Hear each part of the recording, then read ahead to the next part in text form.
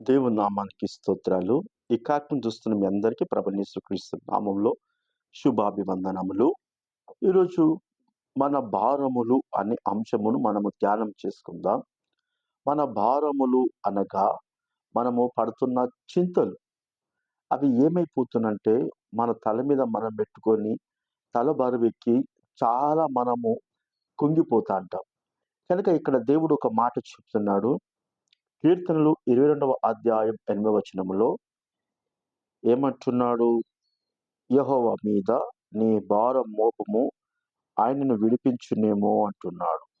కనుక ఇక్కడ దేవుని మీద మనం ఎప్పుడైతే భారము మోపుతామో, మన భారము, మన పరిస్థితి ఏదైనా గాని మనం తయారు చేసిన దేవుని మీద మనం మోపాలి. ఆయనకు ఇష్టడు గనుక ఆయన వారిని తప్పించును అంటున్నాడు. అంటే ఎప్పుడైతే నీ భారము దేవుని మీద మోపుతావో, మోపిన నువ్వు దేవునికి ఇష్టురాలవైతావు.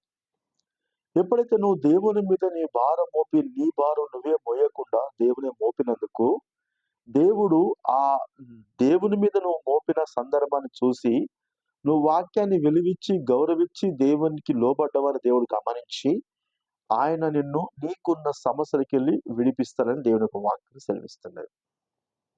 ఇక్కడ మనము ఇర్మీయా గ్రంథం 11వ అధ్యాయము 20వ వచనం కూడా గమనించినట్లయితే, ఇర్మీయా గ్రంథం 11వ అధ్యాయం 20వ వచనం ఏమున్నదంటే, నా వాజ్య భారము నీ మీదనే వేయుచున్నాను అంటున్నాడు.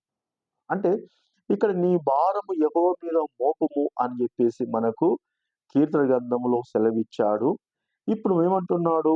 ఆ మాట విన్న ఈ యొక్క ఇర్మీయా గారు, నా భారము నీ మీదనే వేయుచున్నాను. ఇప్పటి నుంచి మనము కూడా మనకొస్తున్న ఏదైనా పరిస్థితులు ఏదైనప్పటికీ కూడా మన భారము దేవుని మీదనే వేద్దాం. దేవునికి స్తోత్రాలు. ఇక్కడ మనము మత్తయి సువార్త 6వ అధ్యాయము 20వ వచనములో ఒక మాట ఉన్నది. 6వ అధ్యాయము మత్తయి సువార్త 6వ అధ్యాయము 20వ వచనములో ఏమున్నదంటే, ఇక్కడ చింతింపకుడి అంటున్నాడు. దేని గురించి చింతింపకూడదు అంటున్నాడు. అంటే ఈ చింతించడము అనేది ఒక భారముగా మన తల మీద మరి బరువుగా ఉండిపోతా ఉంటది. మన తల బరువెక్కిపోతా ఉంటది. ఆలోచించి మైండ్ పాడైతా ఉంటది. కనుక మనము చింతలంటి పెట్టుకోవద్దని దేవుడు చెబుతున్నాడు. దేవునికి స్తోత్రాలు. ఇక్కడ మనము ఏం చేయాలట? మనకు ఏదైనా మన భారము దేవుని మీద మోపడం అంటే, ఇక్కడ మత్తయి సువార్త మరి 6:5 ఏమంటంటే, నీవు ప్రార్థన చెయ్యి. రహస్యమందున నీ తండ్రికి నువ్వు నీ భారము ఆయన మీద మోపు. దేవునికి స్తోత్రాలు. కనుక ఆ ప్రార్థనలో నీ భారము దేవుని మీద మోపితే, దేవుడు తప్పకుండా నీకు న్యాయము జరిగిస్తాడు అని దేవుని యొక్క వాక్యం సెలవిస్తుంది. అంటే మనము సింగిల్‌గా చింతించొద్దు గాని, మన భారము దేవుని మీద మోపాలి. ఇక్కడ 8వ వచనం చూస్తే, మీరు మీ తండ్రిని అడగక మునిపే మీ అక్కర ఉన్నవో ఆయనకు తెలియును. అంటే నీకు ఏ టైంలో ఏది అవసరమన్న సంగతి దేవునికి తెలియును. కనుక దేవునికి తెలుసు అని అనుకున్న నీకు నువ్వు చింతించడమేలా? దేవునికి సమస్తం తెలుసు కనుక నీకు నువ్వు చింతించకూడదు గాని, దేవుని యొక్క సన్నిధి అనే ఆ యొక్క గదిలోకెళ్ళి నీ భారము యెహోవా మీద మోపుము. ఇర్మీయా నా వాక్యం నీ మీద మోపుతా అంటున్నాడు. కనుక మనము కూడా మోపినట్లయితే దేవుడు అద్భుతమైన కార్యములు జరిగించగలడు. మత్తయి సువార్త 8వ అధ్యాయములో మనము 2వ వచనంలో చూసినట్లయితే, ఇదిగో కుష్ఠరోగి వచ్చి ఆయనకు మొక్కి, ప్రభువా నీకిష్టమైతే నన్ను శుద్ధినిగా చెయ్యగలవని. అంటే ఈయన భారము దేవుని మీద మోపుతున్నాడు. నీకిష్టమైతేనే అంటున్నాడు. దేవునికి స్తోత్రాలు. మనమైతే అయ్యా నాకు ఈ బాధ భరించలేకపోతున్నాను. ఈ కష్టం నేను ఎయ్యలేకపోతున్నాను. ఏళ్ళ కమ్మలు ఈ బాధపడుతున్నా నాకు సాయం చేయి అంటాం గాని, ఈయన అట్లా అంటలేడు. ఏమని? ప్రభువా నీకిష్టమైతే నన్ను శుద్ధినిగా చెయ్యగలవు అనెను. అంటే ఈయన భారము దేవుని మీద మోపుతున్నాడు. దేవునికి స్తోత్రాలు. ఇక్కడ 3వ వచనం చూసినట్లయితే దేవుడేమంటున్నాడు? నాకిష్టమే. కనుక నీ భారము దేవుని మీద మోపితే అప్పటిదప్పుడే నీ సమస్య పరిష్కారం దొరుకుతది. లేదంటే నువ్వు చింతించి తల పాడు చేసుకోవడము, శరీరానికి అనారోగ్యం కలగజేసుకోవడము అనేది జరుగుతాంటది. కనుక చింత అనేది చింతించకూడదు. ఇదే మరి మనకు మత్తయి సువార్త 9వ అధ్యాయము 18వ వచనంలో ఏముందంటే, ఇదిగో ఒక అధికారి వచ్చి ఆయనకు మొక్కి, నా కుమార్తె ఇప్పుడే చనిపోయినది. అయినా నువ్వు వచ్చి నీ చెయ్యి ఆమె మీద ఉంచుము, ఆమె బ్రతుకును. అంటే ఈయన భారము దేవుని మీద ఏస్తున్నాడు. అంటే ఆల్రెడీ ఆ పాప చనిపోయింది. ఆమె ప్రాణం పోయింది. కానీ నువ్వు వచ్చి అంటున్నాడక్కడ. గమనించండి.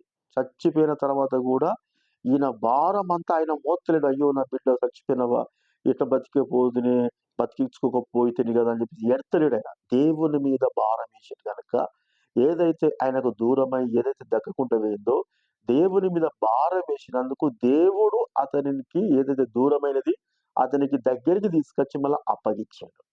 నీకు కూడా ఏ పరిస్థితిలో, ఎలాంటి పరిస్థితుల్లో ఉంచున్నావో, నీ పరిస్థితి, నీ స్థితి దేవునికి తెలుసు కనుక, నీ భారము యెహోవా మీద మోపుము. ఆయన నిన్ను ఆదుకొనును. దేవునికి స్తోత్రాలు. ఇక్కడ నిర్గమకాండములో కూడా మనం గమనించినట్లయితే 4వ అధ్యాయము 31వ వచనం. నిర్గమకాండము 4వ అధ్యాయము 31వ వచనం. 4వ అధ్యాయము 31వ వచనములో ఒక మాట సెలవిస్తున్నది. యెహోవా ఇశ్రాయేలును చూడవచ్చి తమ బాధను కనిపెట్టునను మాట జనులు విని తల వంచుకొని నమస్కారము చేసిరి.